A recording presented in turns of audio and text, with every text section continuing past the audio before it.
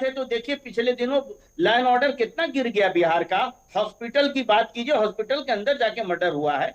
आप देखिए, मुझे आपने मुझे अभी शकील जी बहुत शुरू बुरा किया, लगता है आपने ये बात बताया जानकर कि कि ये कानून व्यवस्था गाली नहीं है। गलौज, शकील जी, ये आपने कब सही से कहा कि कहां से कानून शुरू हुआ? व्यवस्था नहीं है, लेकिन सॉरी टू से, क्या आपको लगता है कि कांग्रेस के मुख से ये बात सुनना अच्छा लगेगा कि एक डॉक्टर की हत्या अस्पताल में कर दी गई, जबकि गोपालगंज में 1983 में एक आईएएस ऑफिसर को थाने के अंदर बम से उड़ा दिया गया था?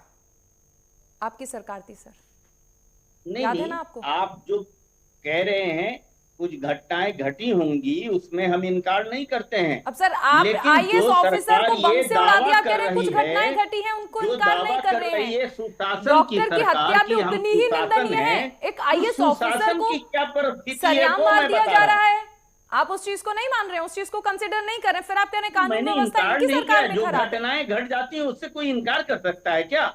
नहीं कर सकता है। लेकिन ये अभी जैसे आपने भी लालू यादव जी के लिए बोला, विजय सिन्हा भी बोल रहे थे कि अंतिम सांस ले रहे हैं, बीमार हैं, बेल पर हैं, ऐसे किसी की जीवन रेखा पर, जीवन शैली पर कटाक्ष करना सही लगता है क्या?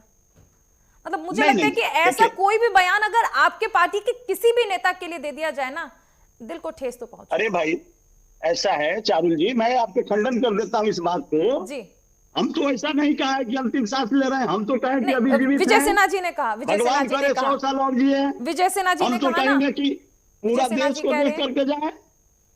विजय सिन्हा जी कह रहे हैं नहीं है आपके नेता? ना पूछूं आपसे? क्या हमारे नेता क्या कर रहे हैं भाई? ये कह रहे हैं कि वो तो अंतिम है। सांस ले रहे हैं, बेल पर हैं और बीमार हैं। ये सब अच्छा लगता है किसी के लिए कहना? कोई बीमार नहीं, अपनी बेल मर्जी पर से तो नहीं है। होता, ये तो देखिए, उपहास हो गया ऐसा सर। है, किसी की बीमारी ऐसा को है उपहास चारुल नहीं जी। उड़ाना चाहिए। आप लोग भ्रष्टाचार को लेकर उन्हें घेरते हैं, घेर लीजिए, नहीं जेल गए नहीं गए, नहीं, चारुल जी, घेरिए, वो लेकिन ऐसा देखिए मजाक नहीं।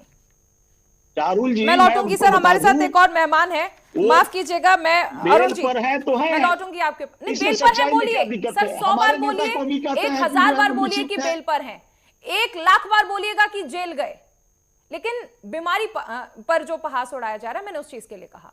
विजय सिन्हा जी ने जिस तरह से कहा कि बीमार हैं, बेल पर हैं, बेल पर हैं ठीक है, लेकिन बीमार है, अंतिम सांसें गिर रहे हैं, ये गलत है। इस चीज का मैंने आपके लिए कहा, ठीक है। अरुण जी कहूंगी, बादशाह आलम जी, मैं एक चीज आपसे समझना चाहूंगी, क्योंकि मैं उसी हिसाब से फिर सवाल लूं।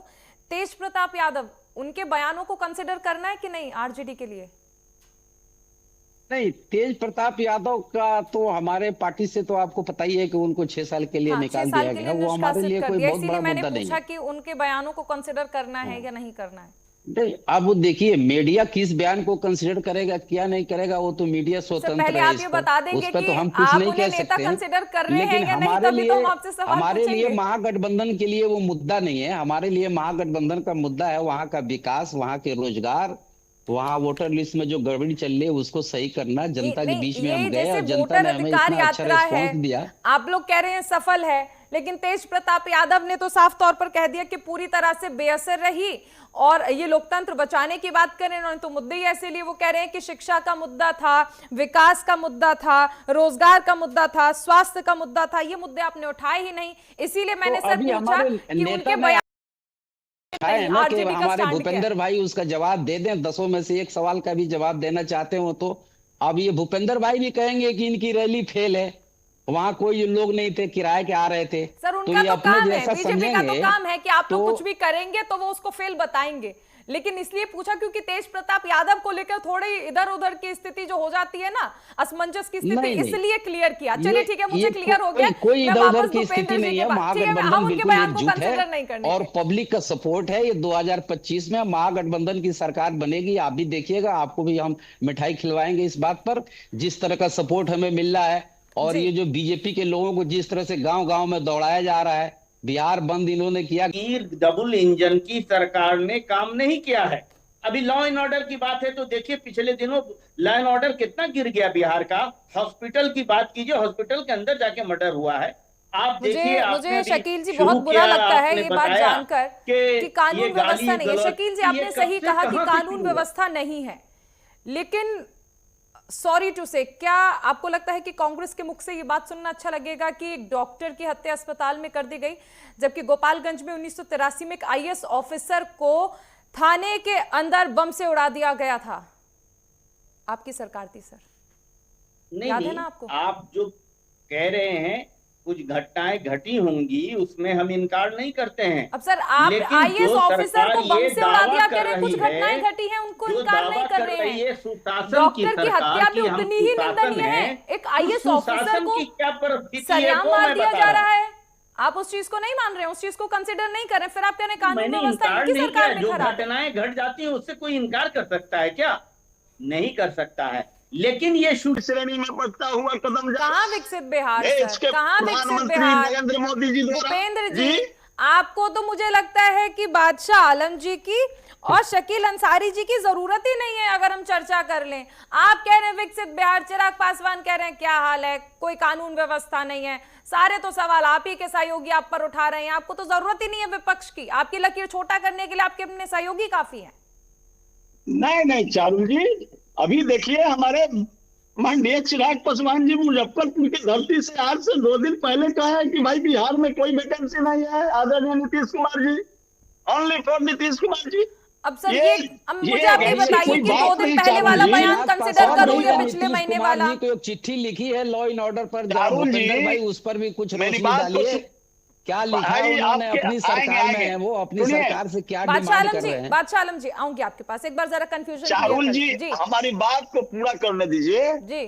चारुल जी देखिए, राहुल गांधी जी को मालूम हो गया है कि तेजस्वी के नाव फुटही नाव है रे भाई, डूब जाएगा लेके, तो इनको अब दूल्हा चुनने से इनकार कर रहे हैं, कह रहे हैं कि जनता चुनेगा तो हम बताएंगे। तो बिहार में लीडर ऑफ अपोजिशन लीडर नहीं रहे, राहुल गांधी जी के नजर में वो एक लोडर है, बिहार के लोडर है। लोडर में जानते हैं क्या होता है? नहीं, आपने शायद सवाल नहीं सुना, मैंने पूछा चिराग पासवान को लेकर आप बात कर रहे हैं, राहुल गांधी और तेजस्वी यादव को लेकर। मुझे लगता है कि दोनों पार्टी के प्रवक्ता हमारे साथ चर्चा में है, मैं उनसे जवाब ले लूंगी।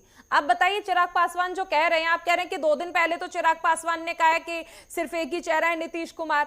अब आपके हिसाब से मैं ये कंसिडर कर लूं कि 2 दिन पहले वाला बयान मुझे समझना है, या फिर वो जो अब इतने वक्त से लगातार बयान दे रहे थे कि नीतीश कुमार ने कानून व्यवस्था भ्रष्ट की हुई है, कुछ भी नहीं हो रहा है, वो तो खुद ही सवाल उठा रहे थे। तो मैंने इसीलिए तो कहा था विपक्ष की आपको जरूरत नहीं है, आपकी लकीर छोटा करने के लिए आपके सहयोगी काफी हैं। नहीं चारुल जी, मैं आपको बता दूं कि सच्चे अर्थों में जीवित वही है जो अत्याचार और अन्याय से लड़ता हो। हमारे और भी मेहमान हैं, मैं एक छोटा सा रिएक्शन आपसे लेना चाहूँ। माफ कीजिएगा अरुण जी, एक छोटा सा रिएक्शन। बिहार में इस बार गालियों का मुद्दा बहुत ज्यादा चल रहा है, प्रधानमंत्री हो, बीजेपी हो, लगातार ये कह रहे हैं कि गाली दी गई है। लेकिन अगर हम देखें एक बार कुछ प्रमुख बयान, सम्राट चौधरी कहते हैं कि लालू जी को गाली दे देकर मैं नेता बन गया, मतलब नेता कई सारे बने, उनमें से एक मैं भी हूं। ठीक है, बिहार बीजेपी के अध्यक्ष दिलीप जायसवाल, जिन्होंने ये कहा कि एक साथ 50 गाली दे सकता हूं, प्रेस कॉन्फ्रेंस में कहा था राहुल गांधी के लिए। ठीक है, विजय सिन्हा का मैंने आपको बयान बता ही दिया है। सतपाल सिंह सत्ती हिमाचल के जो अध्यक्ष हैं बीजेपी के, उन्होंने 2019 के चुनाव में सोनिया गांधी के लिए जो बयान दिया था वो हम सब ने सुना था, हालांकि बाद में उसकी निंदा की गई थी, चुनाव आयोग ने स्पष्टीकरण भी मांगा था। तो क्या ये जरूरी है कि जब चुनाव आए तो किसी ना किसी को गाली दी जाए और उसके बाद हमदर्दियां भी बटोरी जाएं, और ये हर पार्टी के लिए लागू होता है, चाहे आप बीजेपी की बात कर लें चाहे कांग्रेस की बात कर लें? देखिए, ये हमेशा निंदनीय, जितना निंदा की जाए शब्दों में, राजनीति में गाली की जगह है क्या? राजनीति में मुद्दों पर राजनीति, नीति पर राजनीति। लेकिन ये जो गाली का स्तर सुनने को मिला, और आज खासकर राहुल की बिहार में यात्रा हुई, उसके बाद जिस ढंग से एक सवाल आया, उन्हीं की जनसभा में किसी कार्यकर्ता ने गाली दी, तो इसकी निंदा सबों ने की। हाँ, यह उसकी सियासत हो रही है गाली। अब उसको लेकर बिहार बंद का एक सवाल उठता है कि इस गाली को कितना दिन तक अब आप चलाते रहे।